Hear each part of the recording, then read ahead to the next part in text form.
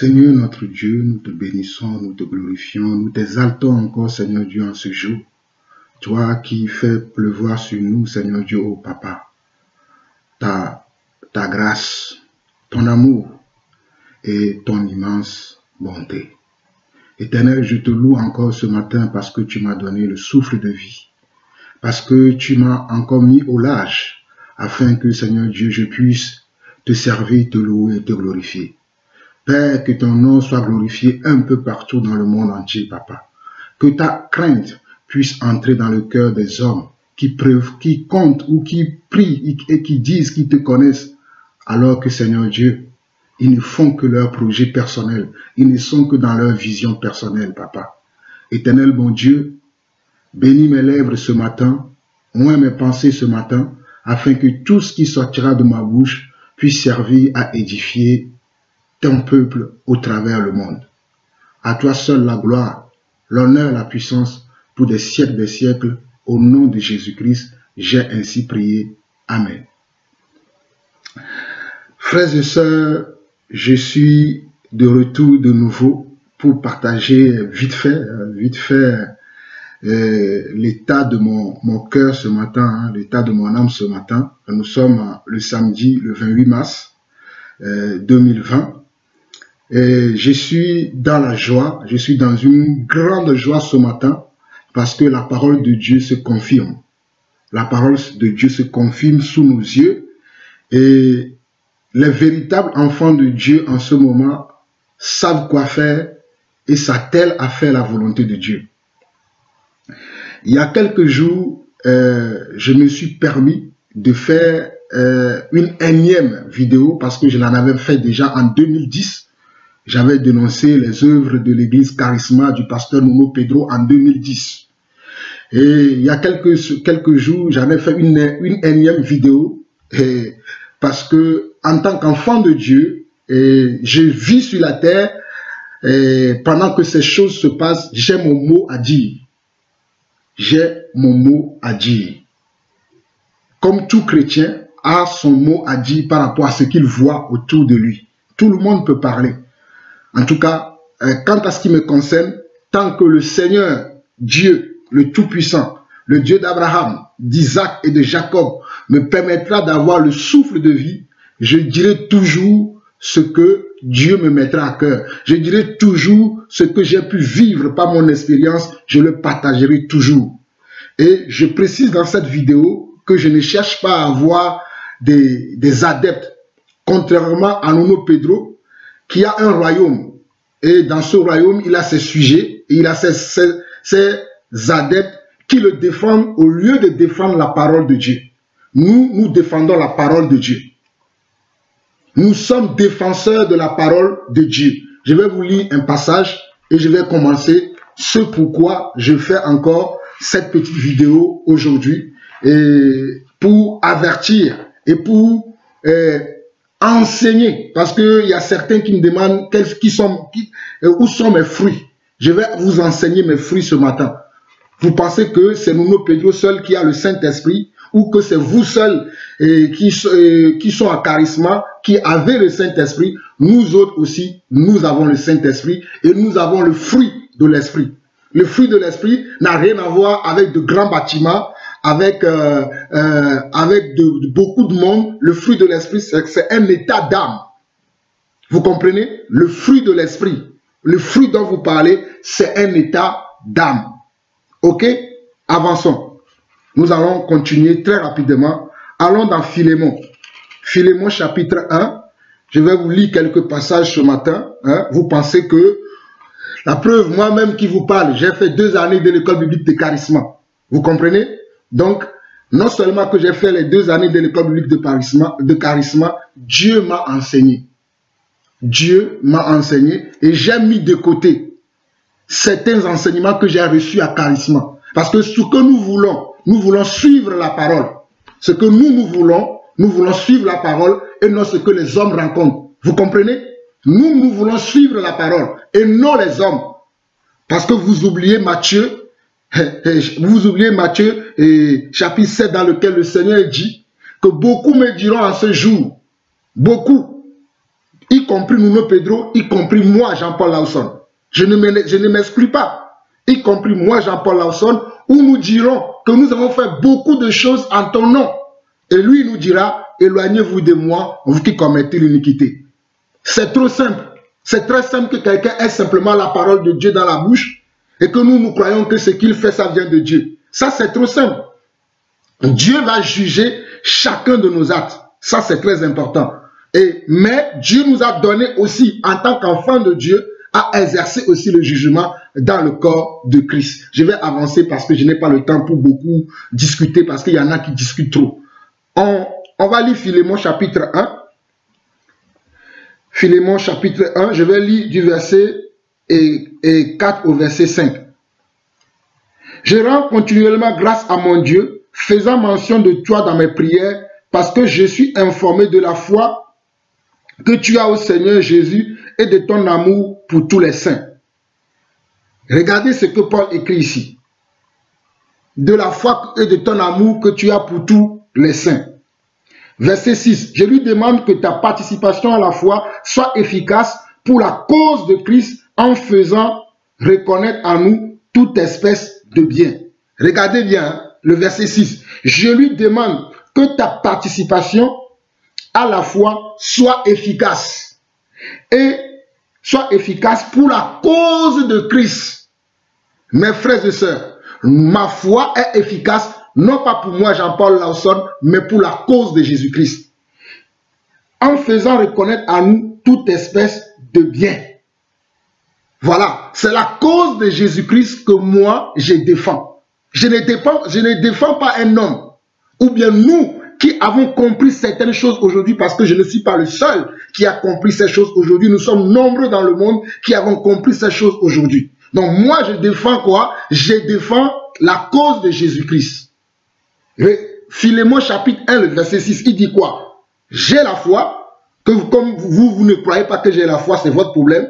Et le verset 6 dit, je lui demande que ta participation à la foi soit efficace. Je veux que ma participation à la foi soit efficace. Pour la cause de Christ, pour la cause de Jésus-Christ et non pour la cause du royaume charisma. Comprenez-moi très bien. Et non pour la cause du charisme, mais pour la cause de Jésus-Christ. En faisant reconnaître à nous toute espèce de bien. Nous devons avoir en nous toute espèce de bien. Amen. Ok. J'avance toujours. Maintenant, pour ceux qui disent qu'on ne doit pas juger, qui parlent, tu juges, tu fais ceci, allons dans 1 Corinthiens. Je ne sais pas si vous avez lu vos Bibles. Je vais vous lire le passage qui nous permet, en tant qu'enfant de Dieu, hein, de pouvoir juger ce qui se passe. Allons le lire. Nous sommes dans 1 Corinthiens chapitre 2. Nous allons lire à partir du verset 13 au verset 16, qui dit ceci. Et nous en parlons non avec des discours qu'enseigne la sagesse humaine. Nous parlons de quoi? De l'évangile, non avec le discours qu'enseigne la sagesse humaine. Je ne viens pas ici pour parler d'un discours qu'enseigne la sagesse humaine. Vous savez, dans le monde, je suis comptable. Je ne viens pas ici pour vous parler des comptes de la comptabilité. Je viens ici pour vous parler de la parole de Dieu. Ok? Ok. Et on nous dit que nous en parlons non avec des discours qu'enseigne la sagesse humaine, mais avec ceux qu'enseigne l'esprit. Nous venons ici pour parler de la parole qu'enseigne l'esprit, employant un langage spirituel pour les choses spirituelles. Regardez au verset 14. Mais l'homme naturel n'accepte pas les choses de l'Esprit de Dieu, car elles sont une folie pour lui et il ne peut les connaître parce que c'est spirituellement qu'on en juge. Parce que c'est spirituellement qu'on en juge. L'homme spirituel, au contraire, juge de tout et il n'est lui-même jugé par personne. Car qui a connu la pensée du Seigneur pour l'instruire? Or, nous avons la pensée de Christ. Nous avons la pensée de Christ. Et l'homme spirituel, l'homme qui est né de nouveau, l'homme qui est né de l'esprit, juge de tout. Alors, vous qui me jetez la pierre, vous qui m'insultez, vous qui me traitez de traître, vous qui me traitez de diable, de tous les noms, sachez simplement que l'homme spirituel juge de tout. L'homme spirituel doit exercer comment? Doit exercer son jugement. Hein? Son discernement doit l'amener à juger de tout et non suivre un mouvement. Sinon, nous serions comme les gens du monde qui sont dans les partis politiques. Moi, je suis de la droite, moi, je suis de la gauche, moi, je suis des Verts, moi, je suis de l'écologie, tout ça. Sinon, nous serons comme eux. Sauf que nous sommes des enfants de Dieu et quand nous sommes des enfants de Dieu, nous devons marcher tels que nous sommes. Voilà pourquoi c'est ici qu'on peut dire on reconnaît un arbre à son fruit. C'est ici que moi je peux dire qu'on reconnaît un arbre à son fruit. Ok? Selon la haine que vous dégagez, je sais déjà de quel esprit vous êtes animé. Je viendrai vos commentaires. Je reviendrai sur vos commentaires. Je continue. 1 Corinthiens chapitre 6. 1 Corinthiens chapitre 5. 1 Corinthiens chapitre 5. Écoutez encore. On entend dire généralement qu'il y a parmi vous de la débauche et une débauche telle qu'elle ne se rencontre même pas chez les païens. C'est au point que l'un de vous a la femme de son père. Et vous êtes enflé d'orgueil et vous n'avez pas été plus tôt dans l'affliction afin que celui qui a commis cet acte soit ôté du milieu de vous. Pour moi, absent de corps, mais présent d'esprit, j'ai déjà jugé comme si j'étais présent celui qui a commis un tel acte. Voilà encore Paul qui écrit la même chose par rapport au jugement, parce que dans l'église de Corinthe, il y avait un homme qui avait pris la femme de son père. Paul n'était pas présent. Comme aujourd'hui, je ne suis plus présent à Charisma. J'étais à Charisma avant, mais Dieu m'a fait partie de là à cause de ce qui se passait là-bas. Je ne suis plus.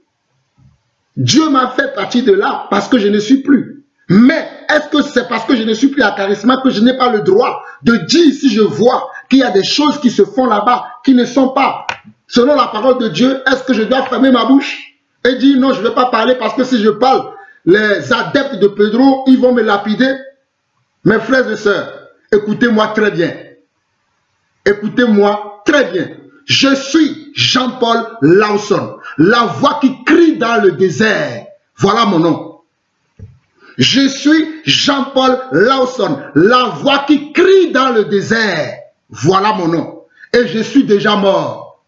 Vous, comme vous n'êtes pas encore mort, voilà pourquoi votre chair, je ne sais pas, votre chair a encore des choses de ce monde. Moi, je suis déjà mort. Donc, que vous m'insultez, que vous me traitez de traître, que vous me traitez de diable, que vous me dites tout ce que vous voulez, je suis déjà un homme mort. Si quelqu'un est en Christ, il est comment? Il est une nouvelle création. Je suis déjà un homme mort. Pour votre information, voilà quelqu'un qui est déjà mort qui parle. Si je vis, ce n'est plus Jean-Paul Lawson qui vit, c'est Christ qui vit en moi. C'est Jésus-Christ qui vit en moi. C'est Jésus-Christ qui vit en moi et c'est lui que moi je veux servir. Je ne veux pas servir un homme. Si je voulais servir un homme comme un de mes frères, Emmanuel Mbengue qui est resté là-bas, qui m'a dit un jour, on était dans un bureau, je lui parlais, mon frère, regarde ce que la Bible dit, regarde ce que nous on pratique ici. Vous savez ce que le frère m'a dit? Il m'a sorti, on a plus à gagner à Charisma que de partir. Voilà ce qu'il m'a dit. On a plus à gagner à Charisma que de partir. Il a choisi son camp. Moi, j'ai choisi la mienne. Vous savez, dans l'église ou dans le monde, chacun choisit son camp. Mais moi, j'ai choisi le camp de la vérité. J'ai choisi le camp de la vérité. Que ceux qui veulent choisir le camp du mensonge, de la compromission, de la séduction, du m'as-tu vu, choisissez. Vous êtes libres. Mais que chacun choisisse son camp. Amen. Mais la vérité, c'est que nous serons tous jugés. Nous allons tous être jugés. Nous passerons tous devant le tribunal de Christ. Moi-même qui vous parle. Même ces vidéos, Dieu va me montrer ça au ciel. Regarde tout ce que tu as fait. Je suis conscient de cela, mes chers amis. Vous pensez que je ne suis pas conscient de ce que je fais? Vous savez quel âge j'ai?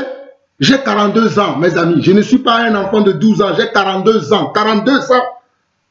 Au moins, ça fait plus de 2 générations que je vis sur la terre. Parce qu'une génération égale 20 ans, selon ce qu'on nous a enseigné tous à l'école. Donc, j'ai 2 générations sur ma tête. Donc, j'ai 42 ans, je sais de quoi je parle. Amen. Je continue. Je continue. 1 Corinthiens chapitre 6. 1 Corinthiens chapitre 6. On nous dit, l'un d'entre vous, lorsqu'il a un différend avec un autre, ose-t-il plaider devant les injustes et non devant les saints? Ne savez-vous pas que les saints jugeront le monde? Et si c'est par vous que le monde est jugé, êtes-vous indigne de rendre les moindres jugements? Mes frères et sœurs, regardez bien 1 Corinthiens chapitre 6, le verset 2 qui dit, ne savez-vous pas que les saints jugeront le monde? Et si c'est par vous que le monde est jugé, êtes-vous indigne de rendre les moindres jugements? Êtes-vous indigne de rendre les moindres jugements? Voilà ce que la Bible dit. Que nous les saints, nous jugerons le monde. Alors que vos commentaires que vous faites là, ça n'a aucun sens. Ça me prouve que vous n'avez même pas le Saint-Esprit que vous dites que vous avez. Je vais vous lire quelques commentaires. Surtout pour ceux qui ne savent pas ce qui se passe, je vais vous lire quelques commentaires par rapport à ceux qui sont là à nous injurier. Je vais simplement vous lire quelques commentaires. C'est pitoyable de voir que les gens disent qu'ils connaissent Dieu, mais en fin de compte, le Dieu qui dit qu'il connaît, ils ne le connaissent pas. Regardez bien. C'est vraiment pitoyable. Il y a quelqu'un qui dit que tout ce que moi je dis est faux. Je viens de prouver par les Écritures. Il y a quelqu'un qui dit que tout ce que je dis est faux. Je viens de prouver par les Écritures que ce que je dis n'est pas faux.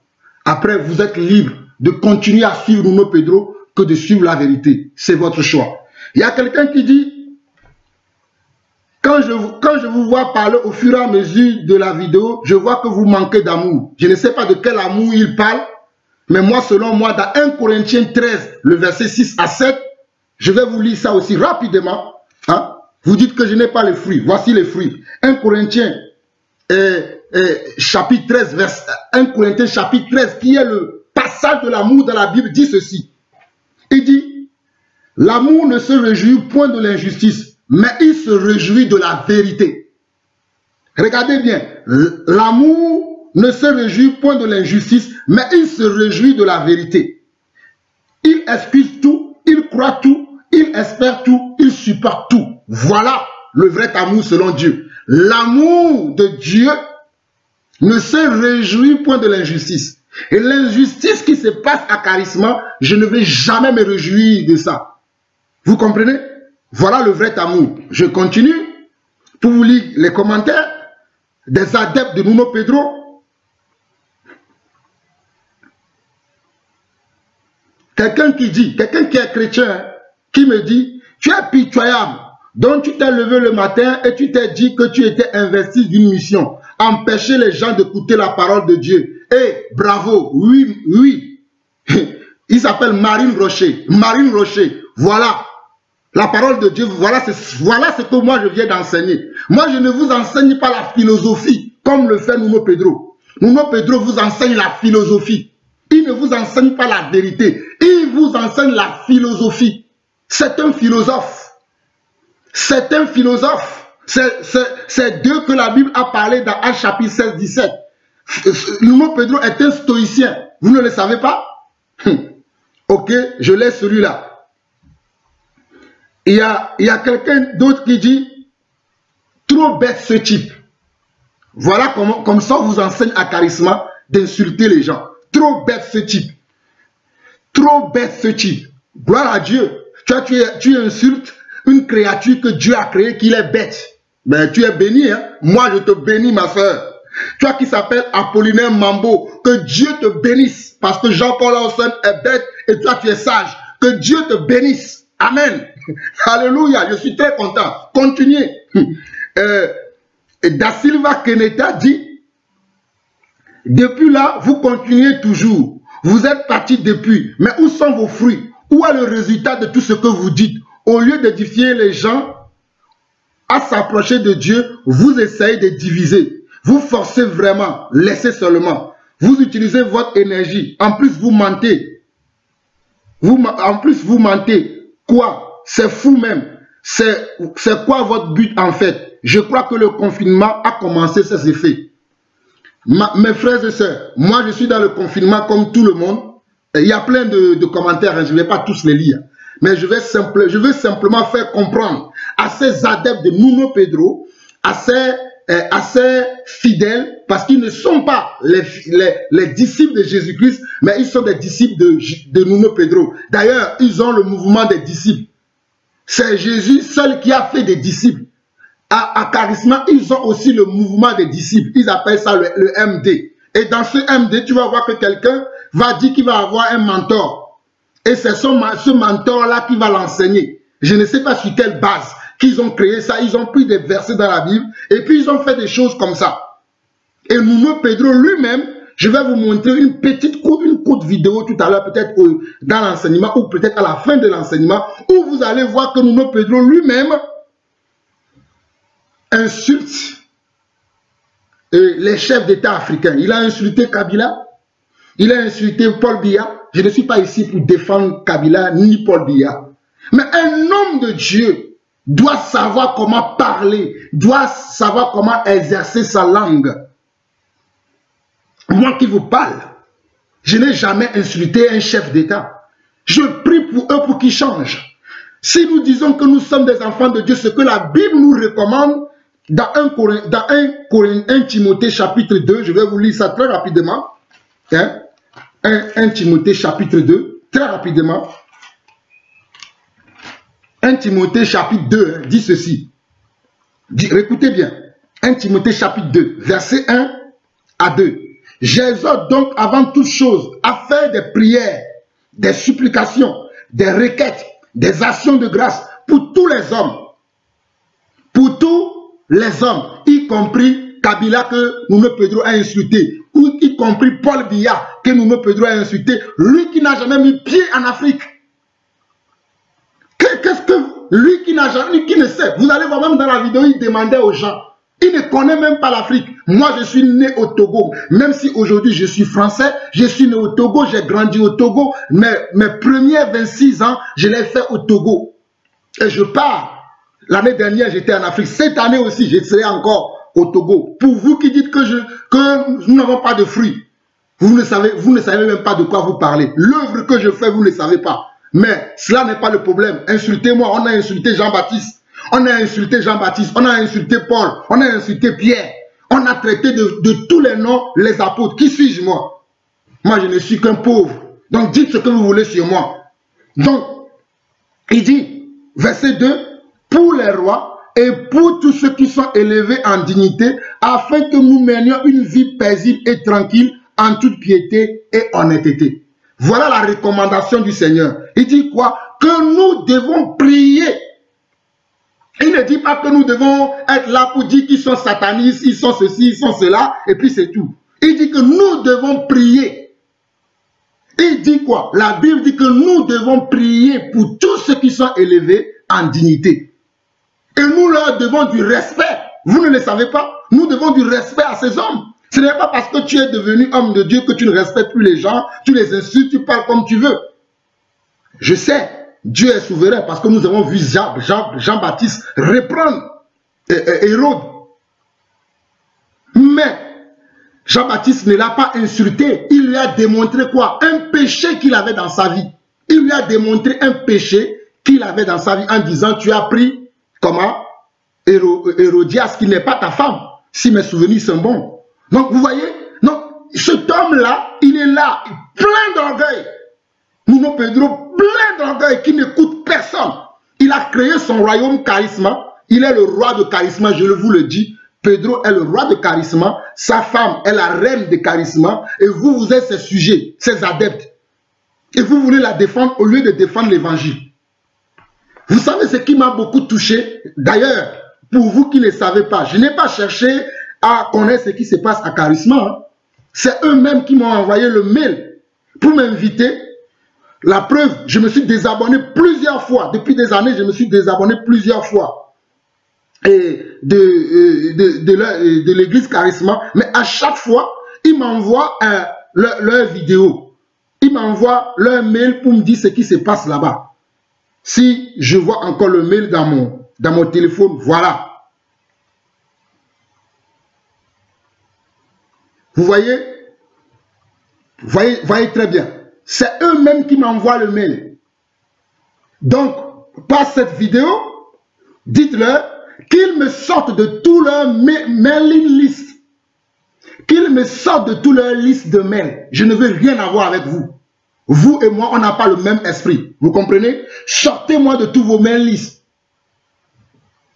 Et quelquefois aussi, je reçois des coups de fil, de téléphone où quelqu'un m'appelle. Je suis de Charisma.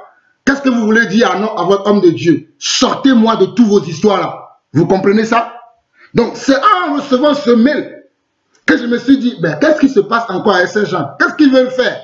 Et je suis tombé sur la vidéo que vous avez vue là et que vous commencez à m'insulter. La preuve, j'ai enregistré, parce que nous avons les matériels comme à Charisma aussi, j'ai enregistré tous vos cultes dans les prochains jours là. Pour ceux qui me demandent que je n'ai pas de fruits, je vais revenir sur toutes ces vidéos. C'est maintenant, vous cherchez la guerre, vous aurez la guerre. Vous cherchez la guerre, vous aurez la guerre. Si c'est vous qui avez la vérité et que nous n'avons pas la vérité, on va voir. Vous cherchez la guerre, vous allez le trouver. Tous vos cultes sont scriptés. Voilà. Bon, j'avance maintenant pour vous expliquer, pour vous qui ne comprenez pas. Mon problème n'est pas d'être là et de parler d'un homme parce que je n'ai rien d'autre à faire. Je vous signale que je suis marié, je suis père de 5 enfants. Je peux m'occuper de mes enfants. Vous comprenez? Je suis marié, je suis père de 5 enfants. Vous, au contrairement à vous qui pensez que quand vous sortez de Charisma, vous ne serez pas béni, vous serez maudit. Quand je sortais de Charisma, je n'étais pas comptable. Je n'avais pas 5 enfants, j'avais qu'un seul enfant. Aujourd'hui, j'en ai 5. Je suis béni. Mais continuez à me maudire parce qu'une malédiction sans cause est nulle et sans effet. Je vous répète encore, une malédiction sans cause est nulle et sans effet. Bon, maintenant, pour vous qui m'insultez, je vais vous enseigner très rapidement. Après, je sais que beaucoup d'entre vous, vous n'avez pas le Saint-Esprit, vous continuerez toujours à insulter parce que vous êtes comme votre père. Votre père, il passe son temps à insulter les gens. Votre père, Nuno Pedro, vous êtes comme lui. Dans 1 Éphésiens chapitre 5, regardez ce que la Bible dit. Il dit, à partir du verset 3, que la débauche, ni aucune impureté, ni la cupidité ne soit pas même nommée parmi vous, ainsi qu'il convient à des saints. Je ne sais pas si vous comprenez la définition du mot cupide. On nous enseigne ici que il ne doit pas avoir au milieu de nous de la cupidité. Mais Nuno Pedro est un grand cupide et tous ces acolytes qui sont là-bas, ils sont des cupides. Moi, je ne suis pas un cupide. Je travaille pour gagner de mon argent. Je ne suis pas un cupide. Et je ne demande pas aux gens de me donner la dîme et les offrandes. D'ailleurs, pour vous qui dites que oui, ils ne forcent pas les gens à donner la dîme, mais vous êtes malade. Vous ne savez pas de quoi vous parlez. Il faut que vous réfléchissiez à ce que vous dites. Hein? Il faut que vous réfléchissiez à ce que vous dites. On nous dit, qu'est-ce que vous voulez me faire comprendre? Hein? Qu'est-ce que vous voulez me faire comprendre? Que la dîme, on vous fait comprendre que dans la Bible, il y a 3 sortes de dîmes. Nous n'avons pas le temps maintenant de voir ça. Il y a 3 sortes de dîmes dans la Bible. Je dis bien, il y a 3 sortes de dîmes. Demandez, s'il vous plaît, demandez au Seigneur le discernement pour comprendre les choses qui se passent. Demandez au Seigneur le discernement. Il y a 3 sortes de dîmes dans la Bible. Lequel vous payez à Nuno Pedro? J'ai une question pour vous. Lequel de ces 3 sortes de dîmes-là que vous payez à Nuno Pedro? Je dis bien, il y a 3 sortes de dîmes. Et Nuno Pedro est-il un sacrificateur? Est-il un descendant de la tribu de Lévi? Savez-vous cela? Ce sont les Lévites qui doivent récolter la dîme. Et Nuno Pedro est maintenant un descendant de la tribu de Lévi. Son aïeul est Lévi. C'est ça? Allons très rapidement dans Hébreux chapitre 5. Hébreux chapitre 5. À partir du verset 5 dit, ceux des fils de Lévi qui exercent le sacerdoce ont, d'après la loi, l'ordre de lever la dîme sur le peuple, c'est-à-dire sur leurs frères qui cependant sont issus des reins d'Abraham. Je répète encore, ceux des fils de Lévi qui exercent le sacerdoce ont, d'après la loi, l'ordre de lever la dîme sur le peuple, c'est-à-dire sur leurs frères qui cependant sont issus des reins d'Abraham. Donc, Nuno Pedro est lévite, lui qui est portugais, il est maintenant un lévite, et il vous prend la dîme. Sur quel passage biblique se base-t-il? Dans le Nouveau Testament et dans tous les épîtres que les apôtres ont enseigné, il n'y a aucun passage qui parle de la dîme. Le seul passage qui parle de la dîme dans le Nouveau Testament, c'est Matthieu chapitre 24. Allons-y très rapidement voir ça. Mais pourquoi Jésus en parle là-bas? Parce qu'il n'était pas encore mort. Voilà pourquoi il reprochait aux pharisiens parce que Jésus n'était pas encore mort. Ce n'était pas Matthieu chapitre 24, c'est plutôt Matthieu chapitre 23. Hein? Matthieu 23, 23, où Jésus dit « Malheur à vous, scribes et pharisiens hypocrites, parce que vous payez la dîme de la menthe, de l'âneth et du cumin, et que vous laissez ce qui est plus important dans la loi, la justice, la miséricorde et la fidélité. C'est là ce qu'il fallait pratiquer sans négliger les autres choses. » Sans négliger les autres choses. Et à ce moment-là, Jésus vivait encore. Et il parlait à qui? Il parlait à ses frères les Lévites. Il parlait à ses frères les Lévites. Nuno Pedro est-il Lévite? Oh! C'est vraiment aberrant que les gens ont la Bible, mais ils préfèrent laisser la Bible de côté et ils ont eux-mêmes leur Bible.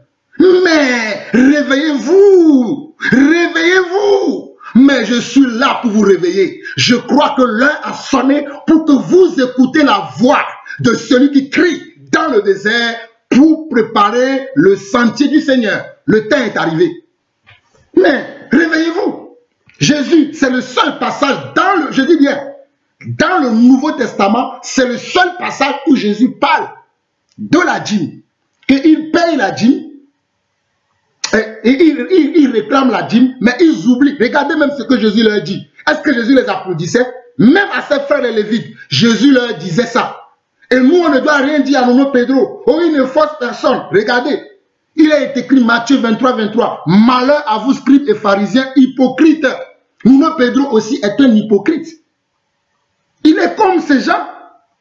Parce que vous payez la dîme de la menthe, de l'âneth et du cumin, et que vous laissez ce qui est plus important dans la loi, la justice, la miséricorde et la fidélité. C'est là ce qu'il fallait pratiquer sans négliger les autres choses. Cherchez à connaître les collaborateurs de Nuno Pedro. Il les a chassés tous parce qu'il est dans un royaume. Dans une église, il doit avoir comment un collège d'anciens. Dans l'église de Jérusalem, il y avait un collège d'anciens.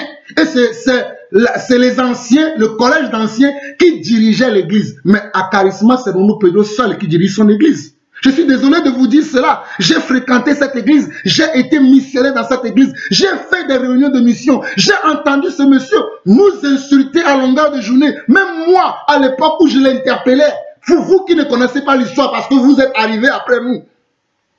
J'ai interpellé ce monsieur pour lui faire comprendre ce que la Bible dit. Il m'a traité il m'a dit, c'est mon église. C'est ce qu'il m'a dit. Il m'a dit, c'est mon église. Mes frères et sœurs, écartez-vous, éloignez-vous de tout homme qui dit qu'il a créé son église. Moi, je suis dans l'église de Jésus-Christ. Je ne suis pas dans l'église d'un homme. Je ne suis pas dans l'église d'un homme. Je suis dans l'église de Jésus-Christ. Et vous voulez me faire comprendre quoi aujourd'hui? Il vous prend la dîme sur quelle base? Je vous ai lu la dernière fois pour rappeler à vos mémoires que les apôtres qui sont la colonne et l'appui de la vérité, parce que nous, je vais vous lire ça aussi, parce que vous ne comprenez pas les Écritures. Aujourd'hui, c'est l'enseignement. Comme vous voulez de l'enseignement, je vais vous enseigner. Alléluia, c'est mon rôle d'enseigner, je vais vous enseigner. Soyez prêts pour écouter, c'est juste ce que je vous demande. Éphésiens 2, le verset 20 dit: vous avez été édifiés sur le fondement des apôtres et des prophètes, Jésus-Christ lui-même étant la pierre angulaire. En lui, tout édifice bien coordonné s'élève pour être un temple saint dans le Seigneur. En lui, vous êtes édifiés pour être une habitation de Dieu en esprit. Donc, l'église de Dieu est une habitation de Dieu en esprit et non dans un bâtiment quelconque. Voilà l'église de Dieu. L'église de Dieu est une habitation de Dieu en esprit. Voilà ce que la Bible enseigne. Et je vais vous lire encore parce que j'ai envie d'enseigner. Pour ceux qui disent que je n'ai pas l'esprit, je n'ai pas le fruit de l'esprit. Voilà mon fruit de l'esprit que je vous montre ce matin. Écoutez-moi très bien. 1 Corinthiens, chapitre 3, regardez ce que Paul dit. Paul dit, 1 Corinthiens 3, à partir du verset 9. Car nous sommes ouvriers avec Dieu. Vous êtes le champ de Dieu, l'édifice de Dieu. Selon la grâce de Dieu qui m'a été donnée, j'ai posé le fondement comme un sage architecte et un autre bâti dessus. Mais que chacun prenne garde à la manière dont il bâtit dessus. Verset 11. Car personne ne peut poser un autre fondement que celui qui a été posé, savoir Jésus-Christ. Voilà le fondement que nous nous posons. Nous ne voulons pas poser un autre fondement qui a été posé, qui est Jésus-Christ. Le fondement de Jésus-Christ. Paul est un apôtre. Et c'est lui que nous devons suivre. Et lui, il dit, car nous sommes ouvriers avec Dieu.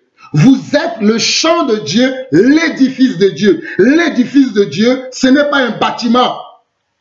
Vous qui ne comprenez pas les Écritures, l'édifice de Dieu, ce n'est pas un bâtiment. C'est nous en qui nous avons quoi? Le Saint-Esprit. C'est nous qui sommes habités du Saint-Esprit, qui sommes l'édifice de Dieu. Verset 10, selon la grâce de Dieu qui m'a été donnée, moi aussi selon la grâce de Dieu qui m'a été donnée ce matin, j'ai posé le fondement comme un sage architecte et un autre bâti dessus, mais que chacun prenne garde à la manière dont il bâtit dessus. On nous dit que chacun prenne garde à la manière dont il bâtit sur le fondement des apôtres. Que chacun prenne garde à la manière dont il bâtit dessus. Il bâtit sur quoi? Il bâtit sur l'église que Jésus a créée, l'église que Jésus a formée, l'église qui est la volonté de Dieu. Nous devons prendre garde. Mais cet homme, il dit, c'est mon église. Allez sur Charisma Église chrétienne. Vous allez voir, le fondateur, c'est qui? C'est Nuno Pedro. Le fondateur de l'église n'a jamais été un homme. Le fondateur de l'église, c'est Yeshua HaMashiach. C'est Jésus-Christ de Nazareth qui est le fondateur de l'église. C'est Jésus-Christ de Nazareth qui est le fondateur de l'église. Vous passez votre temps à marcher comme les gens du monde. La fête des mères, c'est vous qui le fêtez. La fête de Noël, c'est vous. La nouvelle année, c'est vous. Mais vous ne lisez pas la Bible. Qu'est-ce qui vous arrive? La fête des mères, c'est vous. On voit ça à l'église. La fête de Noël. Jésus n'est pas né le 25 décembre. Mais à Charisma, vous fêtez ça. Qu'est-ce qui vous arrive? La nouvelle année. Regardez, le premier mois de l'année, je vais vous le dire. Voilà les choses que nous reprochons à Nuno Pedro pour vous qui ne savez pas. Hein, pour vous qui êtes là et vous avez simplement à critiquer sans avoir comprendre pourquoi les gens parlent. Il faut avoir l'intelligence pour parler. Ce n'est pas seulement se lever regardons dans Exode chapitre 12. Exode chapitre 12. Je vais vous enseigner vite fait les choses que je reproche à Nuno Pedro. Dans Exode chapitre 12, le verset 1 et 2, on nous dit, l'Éternel dit à Moïse et à Aaron dans le pays d'Égypte, ce mois-ci sera pour vous le premier mois des mois. Il sera pour vous le premier des mois de l'année. C'est de quel mois il s'agit? Il s'agit du mois de Nissan. Et le mois de Nissan, c'est quel mois selon le calendrier grégorien ou bien selon le calendrier romain? C'est ce que vous devez chercher à savoir. Voilà ce que nous vous disons. C'est ce que vous devez chercher à savoir. Vous passez votre temps à fêter le 1er janvier, qui est un jour romain, hein, qui est consacré au dieu Janus. Vous connaissez le dieu Janus? Le dieu Janus, il a 2 têtes. Je ne vais pas rentrer dans tous ces détails. Nous avons de la connaissance, nous cherchons. Mais Nuno Pedro, il est là, vous dit que c'est la nouvelle année. Et vous faites semblant de faire un petit jeûne de quelques jours où il vient vous distiller quelques paroles de la psychologie et il vous dit qu'il vous enseigne la parole de Dieu. Le premier mois de l'année, je vous le montre dans la Bible, dans Exode chapitre 12, lisez verset 1, verset 2. L'Éternel dit à Moïse et Aaron, dans le mois d'Égypte, dans le pays d'Égypte, ce mois-ci sera pour vous le premier mois des mois. Il sera pour vous le premier des mois de l'année. Voilà ce qu'il fait. Mais je reviens maintenant. Je reviens maintenant à ce qui est vraiment... Vous savez pourquoi Pedro vous demande encore de payer la dîme et les offrandes? Parce qu'il s'est acheté encore un nouveau bâtiment. Et il faut... bientôt vous allez déménager de là. Je vous dis, non, Pedro, même s'il peut, il va acheter toute la France. Mais je n'ai pas vu les apôtres acheter des bâtiments, des maisons et des choses. Ce que j'ai vu dans la parole, c'est simplement ce que je vous partage. Je vais vous faire encore un petit partage ce matin. Hein? Voilà, vous qui ne lisez pas la Bible, nous lisons la Bible. Voilà. Nous n'écoutons pas simplement les hommes, nous vérifions. Si ce que les hommes disent, si c'est ce qui est dans les Écritures, nous aimons vérifier. Nous sommes comme les chrétiens de Béret, nous. Nous ne suivons pas les gens comme ça, mais nous suivons les Écritures. Selon les Écritures, dans Actes chapitre 2, voilà, vous qui voulez savoir, l'Église, si je vous pose la question aujourd'hui, quand est-ce que l'Église a commencé? Beaucoup d'entre vous ne le savent pas. Je vous dis la vérité. Si je vous pose la question aujourd'hui, quand est-ce que l'Église a commencé? Beaucoup d'entre vous, vous ne le savez pas. Vous êtes à Charisma, mais vous ne savez pas quand est-ce que l'Église a commencé. Ceux qui sont dans le groupe de louanges, beaucoup ne le savent pas. Ceux qui sont dans l'assistance, dans tous ces groupes qu'ils ont créés à Charisma, ils ne le savent pas. Beaucoup même de ministres ne savent même pas quand est-ce que l'Église a commencé véritablement. L'Église a commencé dans Actes chapitre 12. Et j'ai dit Actes chapitre 12. Dans Actes chapitre 2, l'Église a commencé dans Actes chapitre 2. Mais qu'est-ce qui s'est passé quand l'Église a commencé? Qu'est-ce qui s'est passé quand l'Église a commencé? Lisons dans Actes chapitre 2 à partir du verset 37 jusqu'au verset 47. Écoutons bien les Écritures que les apôtres ont laissées. Amen. Je vais lire à partir du verset 37 parce que nous n'avons pas le temps. Après avoir entendu ce discours, ils eurent le cœur vivement touché et il dit à Pierre et aux autres apôtres, c'est-à-dire ceux qui ont commencé l'église avant nous, hommes frères, que ferons-nous? Regardez la réponse des apôtres.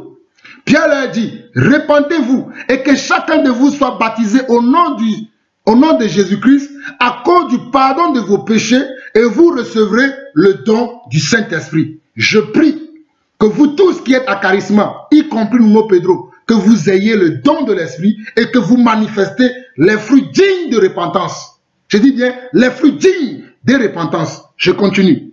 Verset 39. Car la promesse est pour vous, pour vos enfants et pour tous ceux qui sont au loin, en aussi grand nombre que le Seigneur, notre Dieu, les appellera. Et par plusieurs autres paroles, il les conjurait et les exhortait, disant, sauvez-vous de cette génération perverse. Verset 41. Ceux qui acceptèrent sa parole furent baptisés et en ce jour-là, le nombre des disciples augmenta d'environ 3000 âmes. Ils n'ont pas dit le nombre des membres de l'église de Pierre, le nombre des membres de l'église de Paul, le nombre des membres de l'église de Jean, le nombre des membres de l'église de... Regardez, vous lisez les Écritures, mais vous ne comprenez pas. Regardez, on nous dit, ceux qui acceptèrent sa parole, c'est-à-dire le message que Pierre a prêché ce jour-là, furent baptisés, et en ce jour-là, le nombre des disciples, non pas de Pierre, mais de Jésus-Christ, augmenta d'environ 3000 âmes. Les disciples, non pas de Jean, Jacques, Thomas, Barthélemy, et ainsi de suite, mais ces disciples-là, environ 3000 âmes. Ok, nous continuons.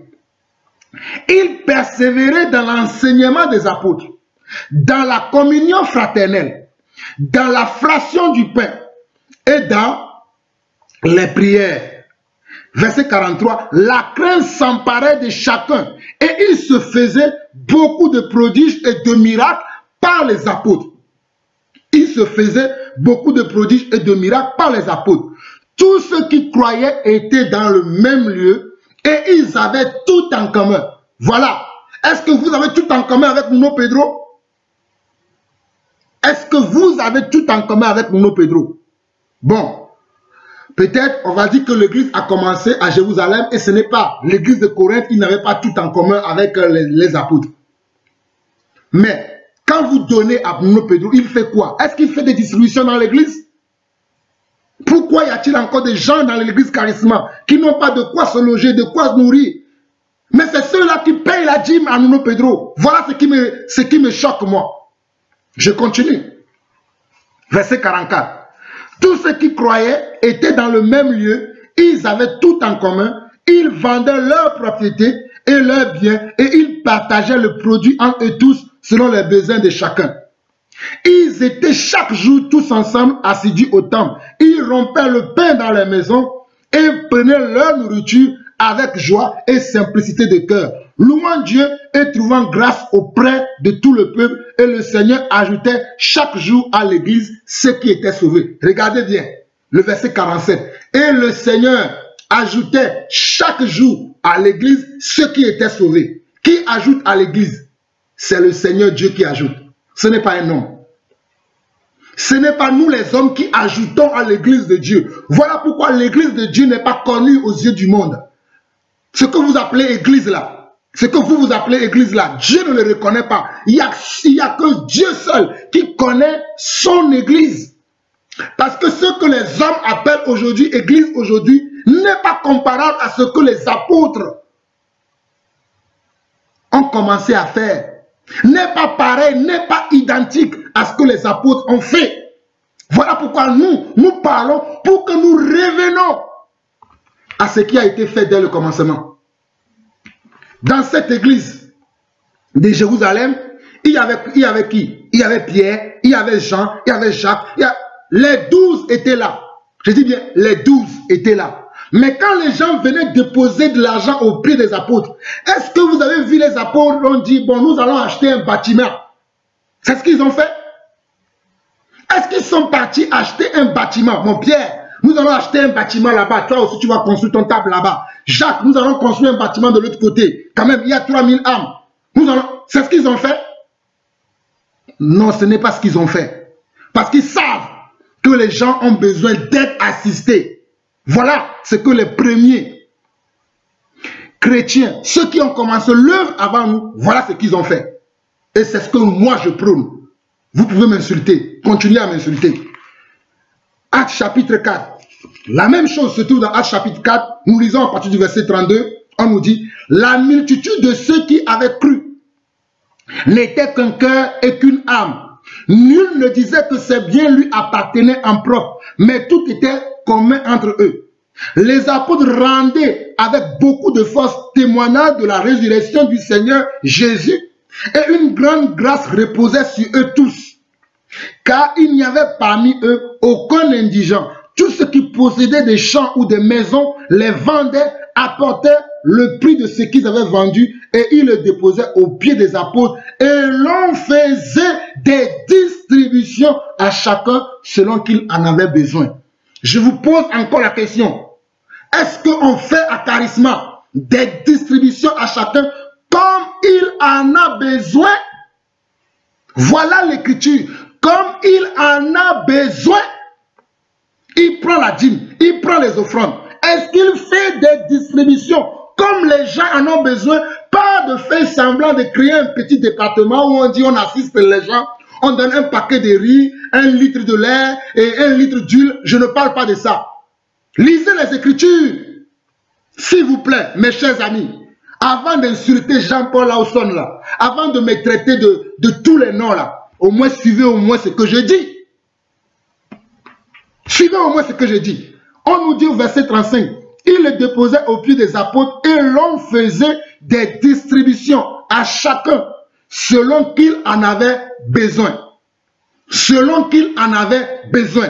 Je vais vous lire encore un autre passage dans Actes chapitre 6. Écoutez-moi très bien. Nous voulons fonder l'église, nous voulons marcher dans l'église selon le livre des Actes des apôtres. Et pour votre information, vous qui avez la lenteur à comprendre les Écritures, le livre des Actes des Apôtres, c'est le livre des Actes du Saint-Esprit. Parce que Jésus avait dit aux apôtres, attendez que vous recevez la puissance et vous serez mes témoins à Jérusalem, à Samarie, puis sur toutes les extrémités de la terre. Voilà comment l'évangile est arrivé jusqu'à nous. D'abord à Jérusalem, vous serez mes témoins, ensuite à Samarie, puis en Judée, puis sous toutes les extrémités de la terre. Mais qu'est-ce qu'ils ont fait, ces témoins-là? Lisons Actes chapitre 6. Je vous révèle les Écritures.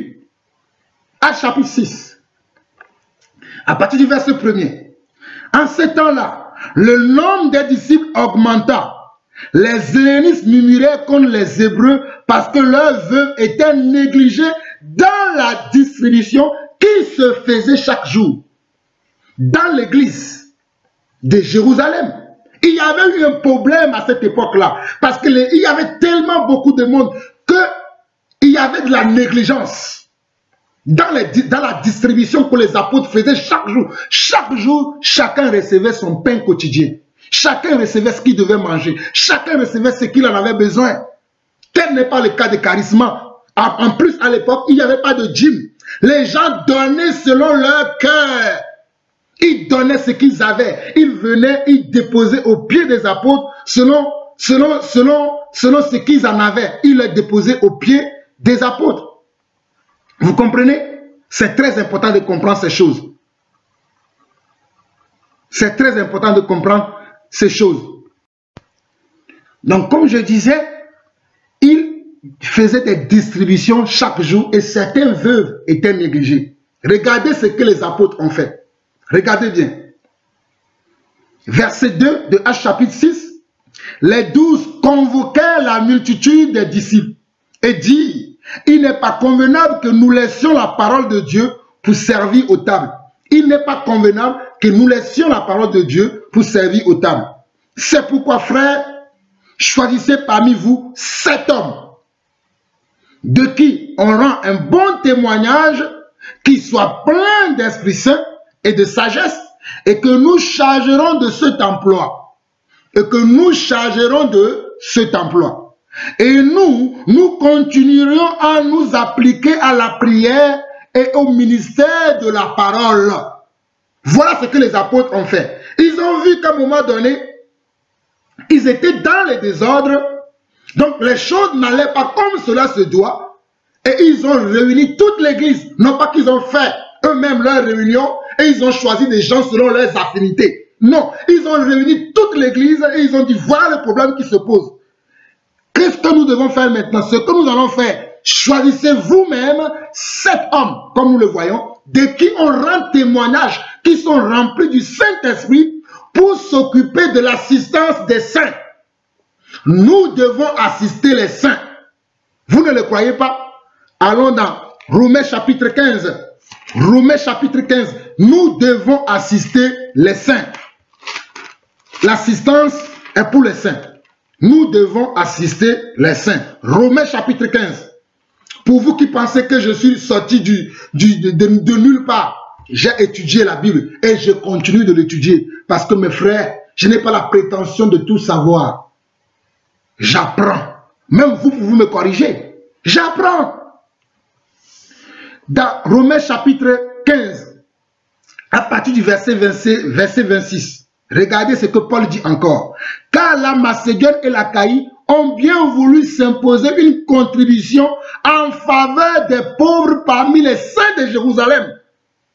Mais quand vous lisez la Bible, prêtez beaucoup attention à ce que vous lisez.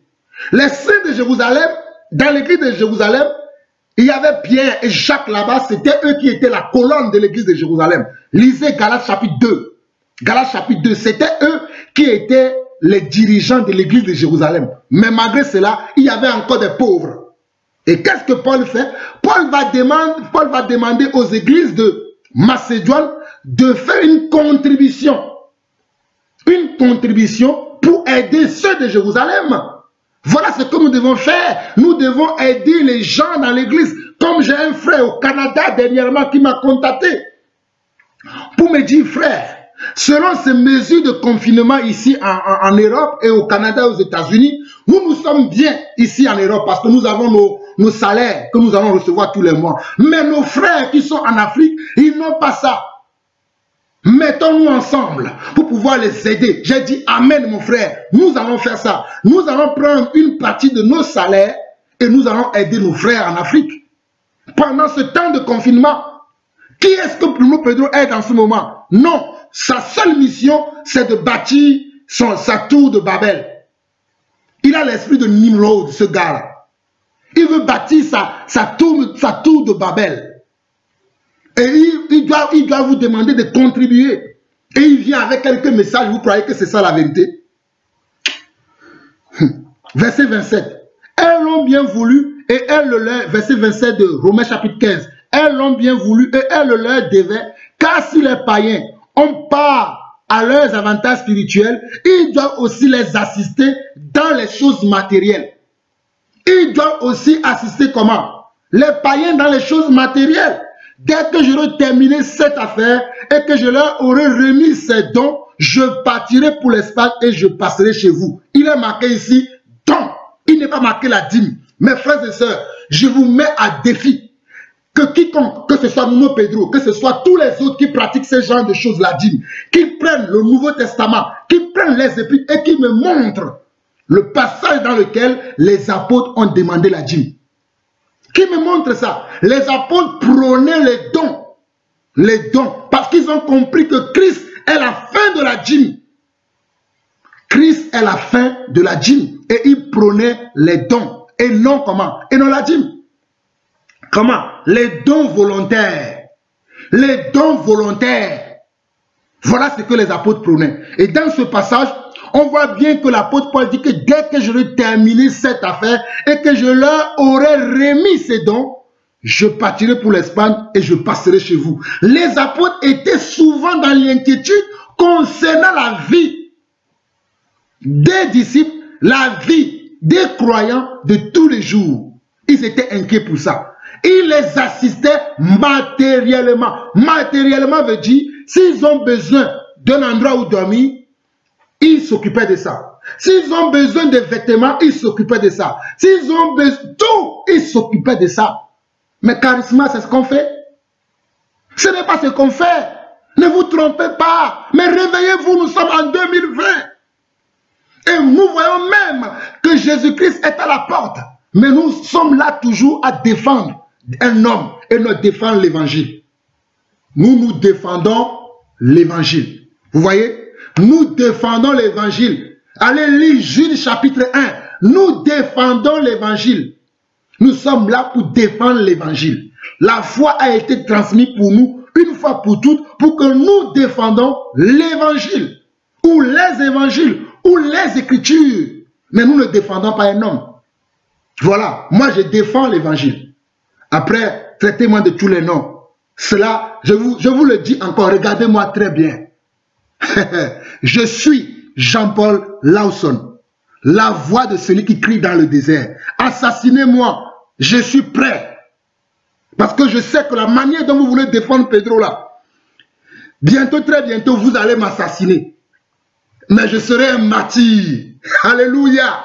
Je serai un martyr. Alléluia. Je serai un martyr pour la bonne cause, la cause de l'évangile. Je serai un martyr. Assassinez-moi. C'est ce que vous voulez, non? Allez-y. Je serai un martyr pour l'évangile. Mon âme va aller au repos parce que j'aurai combattu le bon combat. Vous savez ce que Pierre a eu? Et Pierre est mort en prêchant la vérité. Vous savez ce qui s'est passé avec l'apôtre Jacques? Jacques a été éventré parce qu'il parlait de la vérité. Vous savez ce qui s'est passé à Étienne?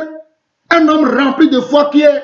Lisez Actes chapitre 6. Vous savez ce qui lui est arrivé? Il a été lapidé parce qu'il veut dire la vérité. Vous qui ne comprenez pas les Écritures, nous avons la pensée de l'Esprit. Je vous l'ai lu aujourd'hui dans 1 Corinthiens 3. Nous avons la pensée de l'Esprit. Vous ne comprenez pas les Écritures, mais je vais vous enseigner. Vous voulez l'enseignement, vous voulez les fruits, non? Voilà mes fruits. Mes fruits, c'est l'enseignement. L'enseignement pur, pas l'enseignement dilué, pas la philosophie, pas le raisonnement, mais l'enseignement pur, rien que de la parole, nous l'avons. On nous dit dans Romains chapitre 15, le premier verset de Romains chapitre 15, là où Pedro a fauté, et vous voulez le défendre là, je vais vous le dire.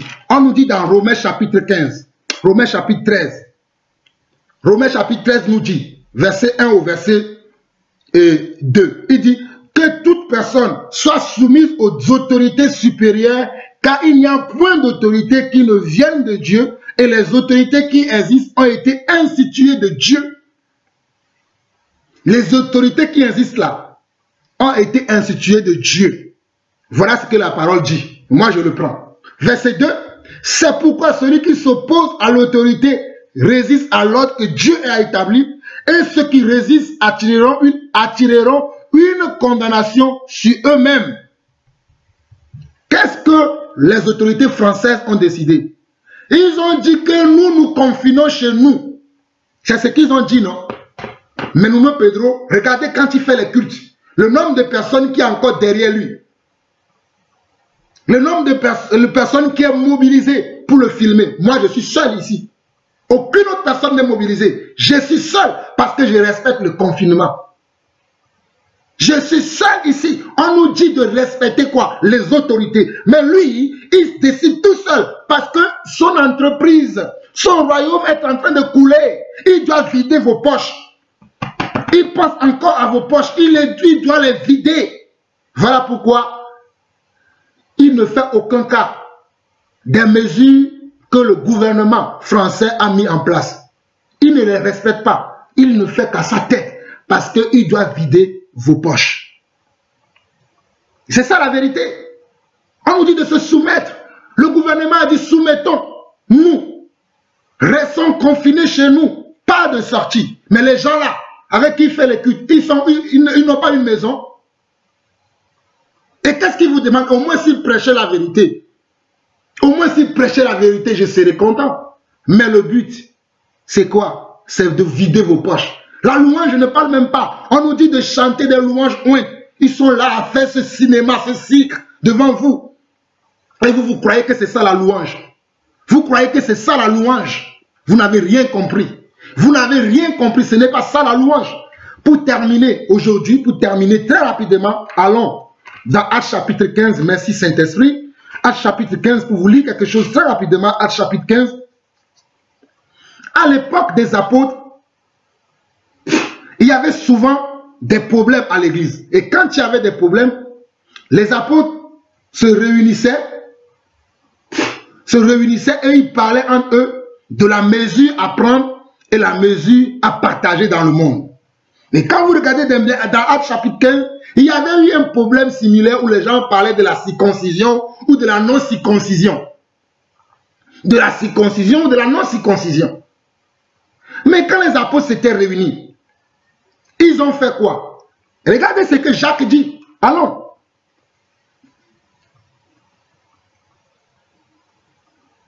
Dans Actes chapitre 15, à partir du verset 12, on nous dit: toute l'assemblée garda le silence et l'on écouta Barnabas et Paul qui racontaient tous les miracles et les prodiges que Dieu avait fait par eux au milieu des païens.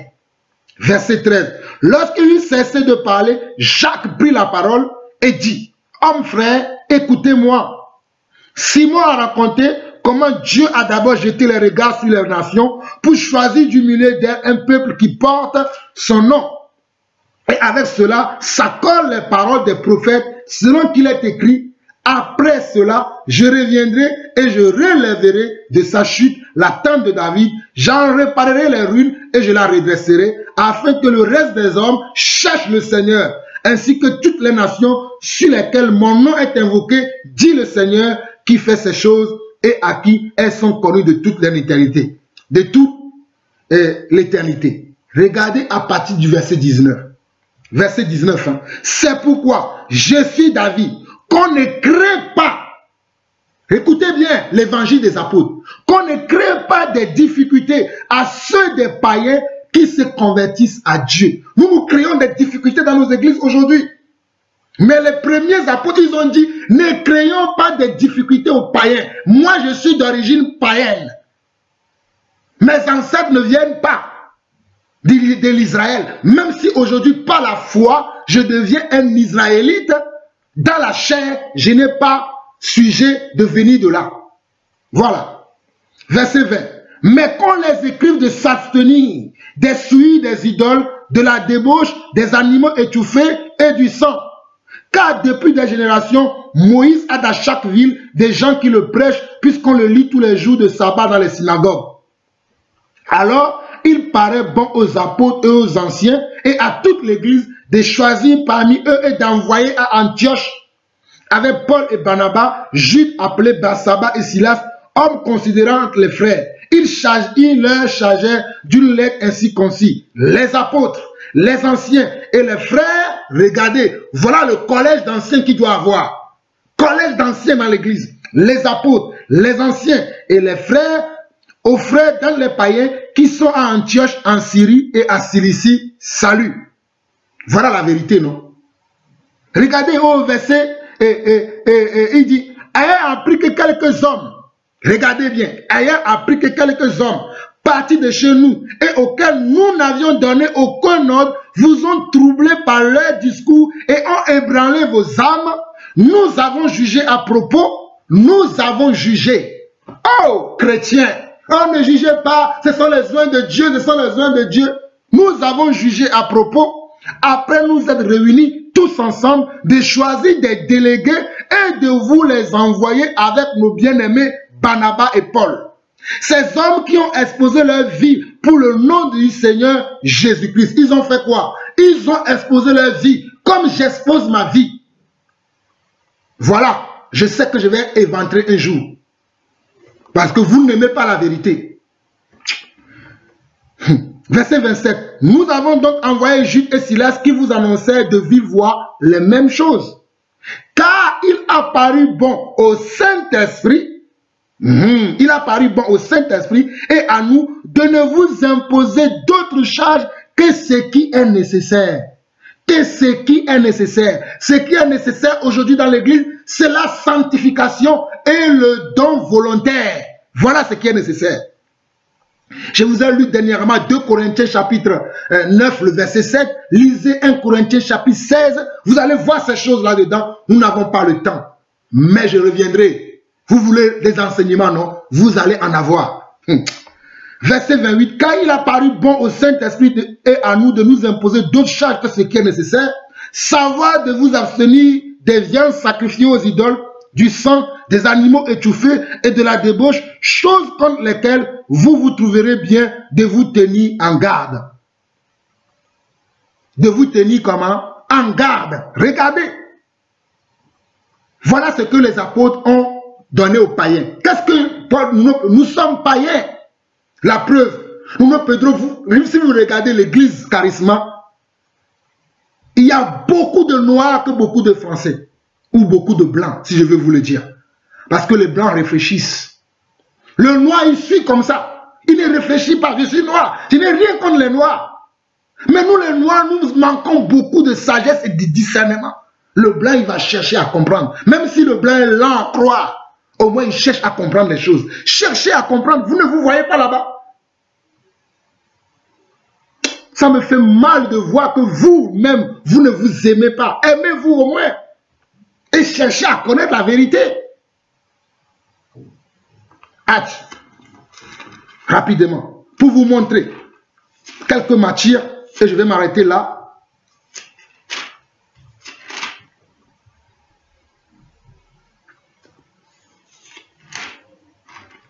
C'est pas possible de voir que les gens disent qu'ils lisent la Bible, mais ils ne comprennent pas ce qu'ils lisent. C'est lamentable. Ça me fait vraiment mal de voir qu'on dit qu'on est chrétien, on dit qu'on est croyant, mais on ne lit pas la Bible. Regardez, Actes chapitre 12. Vers le même temps, le roi Hérode se mit à maltraiter quelques membres de l'église. Et il fit mourir par l'épée Jacques, frère de Jean. Voilà comme ça, peut-être un jour, je vais sortir avec ma voiture et quelqu'un parmi vous là, vous allez me tuer. Mais ça sera un grand service que vous me rendrez. Parce que vous n'aimez pas la vérité. c'est pas possible de voir que les gens prétendent qu'ils sont des enfants de Dieu, mais quand il s'agit de la parole de Dieu, on laisse la parole de Dieu de côté, on commence à raconter nos propres paroles. Mais nous avons la pensée de Christ. Et ce que nous voulons, c'est que les âmes soient réellement sauvées. Voilà. Ah, merci Seigneur. Merci Seigneur pour ce passage. Je vais vous lire un dernier passage très rapidement. Actes chapitre 26. Très rapidement. Regardez l'apôtre Paul, ce qu'il nous dit dans Actes chapitre 26. Je lis à partir du verset 15. Qui es-tu, Seigneur? Et le Seigneur dit, je suis Jésus que tu persécutes. Lorsque l'apôtre Paul, qui était avant Saul, persécutait l'église, il a rencontré le Seigneur. Voilà comment le Seigneur l'a conduit maintenant. Mais lève-toi et tiens-toi sur tes pieds, car je te suis apparu pour t'établir ministre et témoin des choses que tu as vues et de celles pour lesquelles je t'apparaîtrai. Je t'ai choisi du milieu de ce peuple et du milieu des païens vers qui je t'envoie. Dieu choisit toujours quelqu'un du milieu d'un peuple et il les envoie toujours vers ce peuple-là. Moi, Dieu m'a choisi pour que je vous parle, Église Charisma. Vous n'êtes pas dans la volonté de Dieu. Je continue. Il dit, afin que tu leur ouvres les yeux pour qu'ils passent des ténèbres à la lumière et de la puissance de Satan à Dieu. Voilà ce qui est écrit. Pour qu'ils reçoivent par la foi en moi le pardon des péchés et l'héritage avec les sanctifiés. Nous avons un héritage, la parole et l'esprit. C'est ça l'héritage des sanctifiés. Et plus tard, le royaume des cieux. En conséquence, roi Agrippa, je n'ai point résisté à la vision céleste. Nous devons avoir une vision céleste. À Charisma, la vision, ils ont mis amour. Ah, amener l'argent. Je ne vais pas... je connais, pour vous dire simplement. Manifester, je connais tout ça là. Mais laissons ça. On nous dit d'avoir la vision céleste. La vision céleste, c'est la parole. Je continue. Il dit verset 20. À ceux de Damas d'abord, puis à Jérusalem, dans toute la Judée et chez les païens, j'ai prêché la repentance et la conversion à Dieu avec la pratique d'œuvres dignes de la repentance. Voilà ce que Paul a prêché. Voilà ce que Pierre a prêché. Voilà ce que Jean a prêché. Qu'est-ce que nos prédicateurs prêchent? La dîme, les offrandes. On nous dit quoi? À ceux de Damas d'abord, puis à Jérusalem, dans toute la Judée et chez les païens, j'ai prêché la repentance et la conversion à Dieu avec la pratique d'œuvres dignes de la repentance. Allez voir, Charisma, les gens, leur façon de s'habiller, leurs accoutrements, ça ne respecte pas les Écritures. Dans 1 Timothée chapitre 2, Paul dit comment la femme doit s'habiller. Paul dit comment la femme doit s'habiller. Allez regarder, Charisma. Vous voulez me dire quoi? Les hommes, regardez, même dans la louange, celui-là, longs cheveux. La Bible dit que c'est une honte pour un homme d'avoir de longs cheveux. Mais lui, ça ne le dérange pas. Ça ne dérange pas non plus nos Pedro. Parce qu'il faut que cela plaise à tout le monde. Non, nous voulons suivre les Écritures. Voilà ce que nous voulons. Nous voulons avoir les pratiques dignes d'œuvre de la repentance. Je ne dis pas que moi je suis meilleur que les autres, que je suis déjà arrivé, mais je traite durement mon corps. Je fais un effort pour y arriver. Je travaille pour y arriver. Je fais un travail de tous les jours pour devenir un homme parfait en Jésus-Christ. J'espère que cela aussi est votre cas. Si cela n'est pas votre cas, remettez-vous en cause, remettez-vous au travail, au lieu d'injurier, au lieu de traiter les gens de faux, de tous les noms, de ceci ou de cela. Sachez que l'homme doit aimer la vérité et la Bible dit, vous connaîtrez la vérité et la vérité vous affranchira. Que le Seigneur vous bénisse.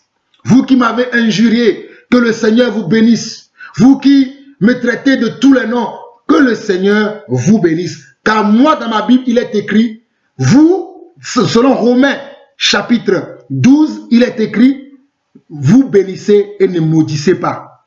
Moi, je ne maudis pas les gens. Je vous bénis. Même si vous continuez à cracher du sucre sur mon dos, à cracher du venin sur mon dos, à vouloir même ma mort et bientôt peut-être à me lapider, que Dieu vous bénisse. Mes frères et sœurs, vous qui m'avez contacté, vous qui m'aimez et qui avez vu ces genres de témoignages et de commentaires et que ça vous a blessé, ne soyez pas blessés, ne soyez pas touchés. Ceci est la volonté de Dieu. Quand on prêche la parole de Dieu, on peut être aimé par les uns, on peut être détesté par les autres. Jésus lui-même est un modèle parfait en ce sens. Les apôtres sont des modèles parfaits en ce sens. Jésus, après avoir fait tout le bien qu'il a fait, il n'a récolté toujours que les propos insensés des hommes, les propos injurieux des hommes. Donc, mes frères et sœurs, ne vous lamentez pas, cela est bon et cela est juste.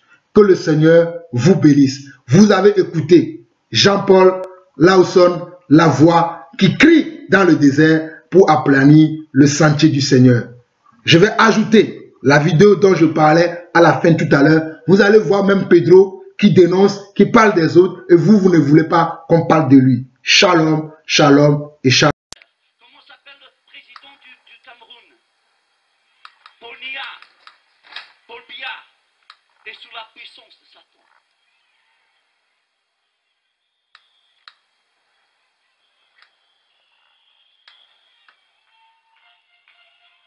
Paul Biya est sous la puissance de Satan.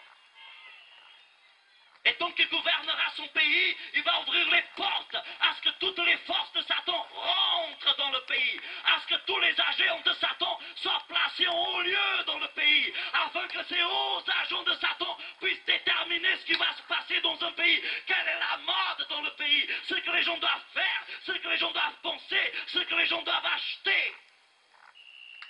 Comment s'appelle le président du Congo-Kinshasa? Kabila?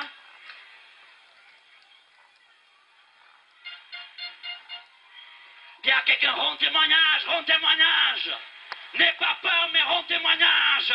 Même si tu seras persécuté à cause de la justice, n'aie pas peur, rends témoignage. Dis la vérité.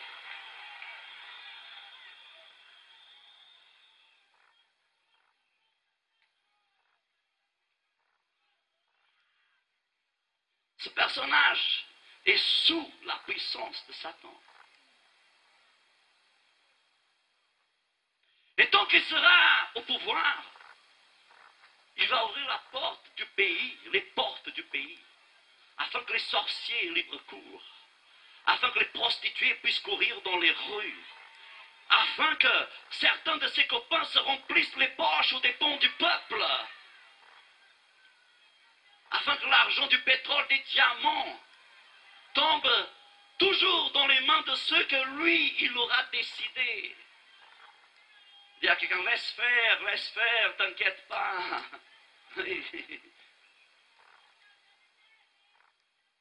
Mais bien entendu, il n'y a que ces deux-là qui sont sous la puissance de Satan.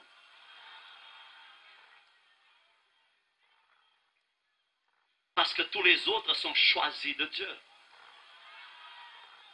Maintenant, s'ils étaient choisis de Dieu, ils feraient les œuvres de Dieu. Le problème, c'est qu'il y a des gens dans les églises qui pensent qu'ils ont été choisis de Dieu. Mais s'ils sont choisis de Dieu, comment font-ils l'œuvre de Satan? Alors expliquez-moi, s'ils sont choisis de Dieu, pourquoi veulent-ils que les homosexuels se marient?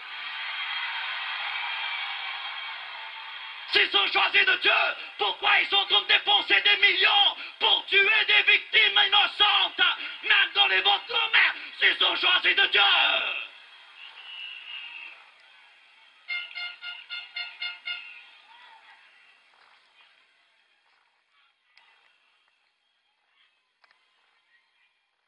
Sauf que nous avons habitué aux gens à des églises silencieuses. Église, tais-toi. Église, ne dis rien. Église, ferme ta bouche. Comme ça, tout ira bien. Je suis poète. Alléluia.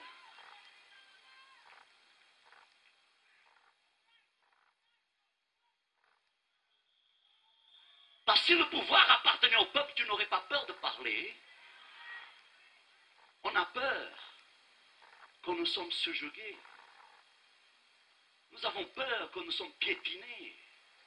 On n'a pas le droit d'ouvrir notre bouche et de dire les choses telles que nous les pensons quand nous sommes opprimés.